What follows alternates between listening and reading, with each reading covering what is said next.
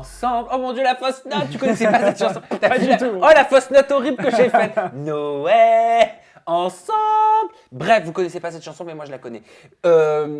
Bastien, Dis-moi, on se retrouve, mais c'est pas moi qui vais poser les questions cette fois. je Parce prends ta que- place. Ben oui, on est dans le cadre de la pastille qui m'a été demandée, réclamée par ma communauté pour en gros que mes invités me posent des questions. On a donc créé 5 questions à moi. Eh oui, c'est pas narcissique du tout ça. Ça fait pas de mal un peu. C'est facile, kiffe, hein. J'ai dit que j'allais jouer le jeu à mon audience. Je vais le faire. Alors, mon cher Sam, Oui, mon cher Bastien. donc ça me fait plaisir déjà d'être avec toi, de Ben prendre oui. ta place. Hein, je me Ben sens, oui, vas-y, voilà. tu peux. Donc j'ai plusieurs questions pour toi. Oui. Donc la première, très, très soft, hein. À quel moment t'es-tu décidé de faire tes ITV sur YouTube?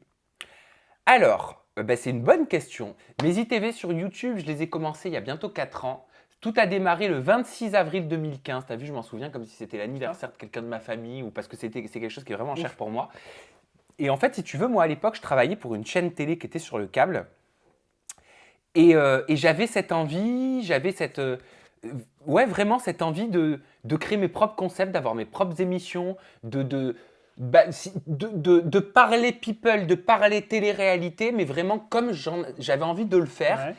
Ouais. Et je trouvais à l'époque que tout ce qui tournait autour de la télé-réalité, et je me suis dit, mais pourquoi en fait les personnalités issues de la télé-réalité ne sont pas interviewées comme le serait un chanteur, comme le serait un acteur, comme le serait un comédien?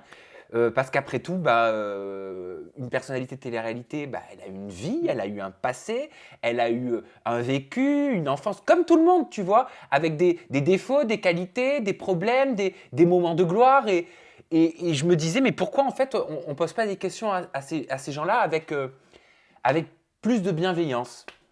Et comme c'est dans ma personnalité, ça tombait bien d'être plutôt bienveillant. Je le suis avec mes amis, j'essaie de l'être avec mes amis. Je suis quelqu'un d'assez fidèle en amitié, je suis très famille aussi. Ouais. Et je me suis dit que j'allais mettre ma personnalité, ce qui fait partie un petit peu de moi, au service de ce concept d'interview. Voilà, parce que de toute façon, je n'aurais pas su faire différemment, hein. D'accord, mais en tout cas, c'est mon avis personnel. Déjà, bravo pour ce Pardon. que tu fais. Ça change parce qu'il n'y a pas ce type-là d'interview, confession et d'interview, tu vois, il n'y a que toi qui le fais. Et ça nous fait plaisir aussi, et moi je parle en mon nom, de venir faire tes Et idées. c'est gentil. Et juste pour te donner, tiens, c'est pas un secret, mais une petite anecdote, tu vois par exemple ce décor choisi là, cette pièce avec tous ces bouquins, mais c'est fait exprès. Parce que si tu veux, c'est un peu comme une antithèse. Ouais. C'est-à-dire, on parle de télé-réalité, Ouais. on parle de sujets dits légers.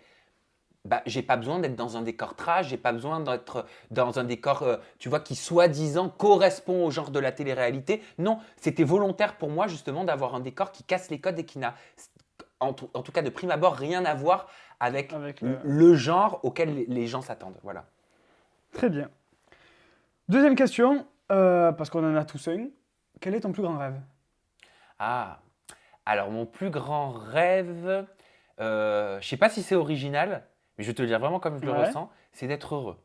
C'est D'accord. vraiment mon objectif de vie, c'est mon plus grand rêve. Je suis en quête de bonheur, je suis en quête de joie, je suis en quête de bien-être. Parce qu'en fait, je me suis rendu compte qu'en tant qu'être humain, on a beaucoup plus dans la vie de moments d'angoisse, de moments de stress, ce qui fait qu'on apprécie, tu sais, les bons moments de la vie parce qu'ils sont plus rares. Et moi qui suis un angoissé de la vie, moi qui suis un gros stressé de la vie, moi qui ai peur de tout, tu vois, qui me pose 1 milliard de questions existentielles et pourquoi ci et pourquoi pas ça, si tu veux, quand tu te poses trop de questions, tu as tendance à te faire un petit peu souffrir parce que tu n'as pas souvent les réponses. Ouais. C'est dur de ne pas avoir les réponses à ces questions existentielles.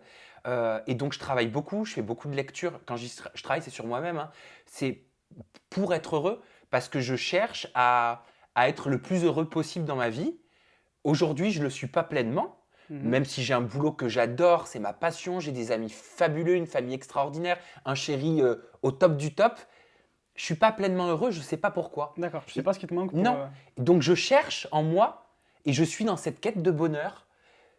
Est-ce que je suis sur la bonne voie? Est-ce que je ne me trompe pas? Est-ce qu'il ne me faut pas une vie au final plus simple, tu vois, avec de l'herbe et des chèvres? Je ne sais pas, mais je suis en quête de bonheur. Donc, voilà mon plus grand rêve. D'accord. Et du coup, hein, pour arriver à cette personne que tu es aujourd'hui, j'aimerais savoir quel genre d'enfant tu étais. Oula, très timide. Très timide. Ah oui, extrêmement Parler devant les timide. caméras et Oh, tout. bah, jamais de la... c'était Ah pas- si. Ah ouais? Alors si, c'était Seul? le... Oui, parce que mon père m'avait offert ma première caméra quand j'étais petit. Je lui D'accord. piquais la sienne d'ailleurs Ah. quand j'étais gamin.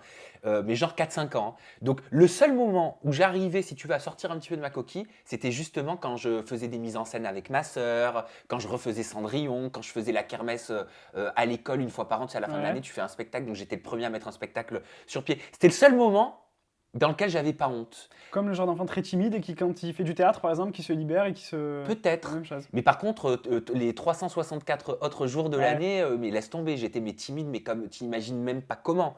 C'était maladif. D'accord. C'était terrible. Et tu as eu une période où tu as réussi à mettre cette timidité de côté pour passer à. Où tu restes quand même quelqu'un de très timide. Non, je suis encore hors- timide. D'accord. Je suis encore timide. Juste un exemple pour que tu comprennes. Par exemple, je vais être dans la rue, je vais traverser Châtelet, j'en sais rien, ou le boulevard Haussmann, il va y avoir du monde ou autre. Bah, tu vois, j'ai tendance à me recroqueviller un petit peu, à baisser D'accord. la tête. Ouais. C'est pas de la malpolitesse, c'est de la timidité. D'accord. Je sais pas pourquoi, je suis comme ça depuis gamin. C'est comme une gêne, Ouais. une honte, et je sais pas l'expliquer. Je sais pas. Et du coup, après YouTube, est-ce que tu as des projets? Qu'est-ce que tu comptes faire après ta chaîne? Alors, c'est une bonne question et je vais te dire pourquoi. C'est parce que la plupart des personnes se demandent, tiens, qu'est-ce qu'un YouTuber va faire après YouTube? Mais, et elle est vraiment très bien, hein, ta question, donc ce n'est pas du tout une critique envers toi ou le Ouais. fait que tu aies pensé à ça, mais c'est important aussi pour moi d'y répondre, c'est pour ça qu'elle tombe à pic. YouTube, ce n'est pas un moyen pour moi, ou pour même beaucoup de YouTubers, mais je ne veux pas parler en leur nom, d'arriver à une fin. YouTube, c'est une fin en soi. C'est un moyen d'expression, c'est un moyen aujourd'hui de pouvoir mettre sur pied des projets visuels, audiovisuels, sans passer par la télé. Ce que la télé a beaucoup de mal à comprendre encore aujourd'hui, parce qu'ils sont encore dans ce truc, on est la télévision, Ouais. c'est institutionnel, le web c'est le web. Et oui, mais quand tu vois que Netflix aux États-Unis est passé en audience devant la télévision, eh ben écoute, moi je pense que YouTube n'est pas un moyen pour arriver à une fin, mais est tout simplement une fin en soi. Donc en gros, pour rebondir sur cette question, tu devais encore continuer YouTube très Mais longtemps? jusqu'à mes 80 piges. D'accord. Mais je serais un vieux youtubeur aigri, en train de gueuler avec sa canne, à poser des questions. Non, je vais diversifier, j'espère que je vais faire d'autres Ouais. programmes, je travaille d'ailleurs dessus. Mais pour moi, moi j'adore YouTube. Il n'y a pas besoin de la télé. Et j'ai une dernière question. Tu sais que j'ai fait koh. Ouais. Est-ce que tu aurais pu le faire? Pourquoi? Oui, non? Est-ce que tu te serais senti de faire cette aventure? Eh bien, je vais te dire, je pense, Bastien, que tu as été très courageux de faire koh. Et je pense que tous les participants à koh sont extrêmement courageux parce qu'on ne se connaît pas encore Ouais. intimement. Mais moi, j'ai peur de tout. J'ai peur des fourmis, j'ai peur des souris, j'ai peur des rats, j'ai peur des insectes, j'ai peur... même m'asseoir dans l'herbe, tu vois, je peux pas, je suis tendu, je me fais un blocage de dos tellement je suis tendu comme un string. Donc, tu me vois... Rien que ce moment où vous devez sauter du bateau, je saute pas. C'est dur. Hein. Voilà. Rien que ça, je le fais pas. Donc comment veux-tu que j'aille sur l'île? C'est pas possible. Donc j'espère que j'ai répondu à ta question. Bah, tu Non. peux pas être tout clair. Je ne peux pas. Toi, c'était d'un bateau ou d'un avion? Bateau. Bateau, et c'est vrai que quand tu sautes du bateau habillé avec ton sac rempli sur le dos, même moi qui suis quand même sportif, une fois arrivé sur la plage, je me suis dit, je pense que je vais vraiment chier dans cette aventure. C'est ouais. une horreur. Ah bah oui. Le Oui, naufrage, oui. là, c'est vraiment une horreur. Tu bah tu oui. vois pas la fin. C'est... Tu penses au requin? Moi, j'aurais pensé au requin. Tu y penses un peu, mais t'avances pas si tu penses qu'à ça, tu vois. Donc tu y penses 2 secondes, mais tu te dis, bon, ça va, au pire, il n'y a pas que moi, il y a plein de monde autour, donc allez, j'y vais. Oh là là, quelle horreur. Si c'était que les requins. Oui, c'est vrai, si c'était que les requins, mais bon, écoute. Bon, bah merci, t'as fini avec tes questions? J'ai fini, On a fait impeccable. 5? Les 5. Allez, bah c'est parfait. On Je n'a te plus qu'à remercie. souhaiter à mon audience de très belles fêtes de Noël. Eh ben, bonne fête à Voilà. tous. Et moi, je vous fais un petit cadeau. Vas-y, regarde la caméra. Voilà, ne parle Ah, pas. c'était ça le cadeau. Ne parle pas, vas-y, regarde la caméra. Joyeux Noël. À très bientôt. Bye bye.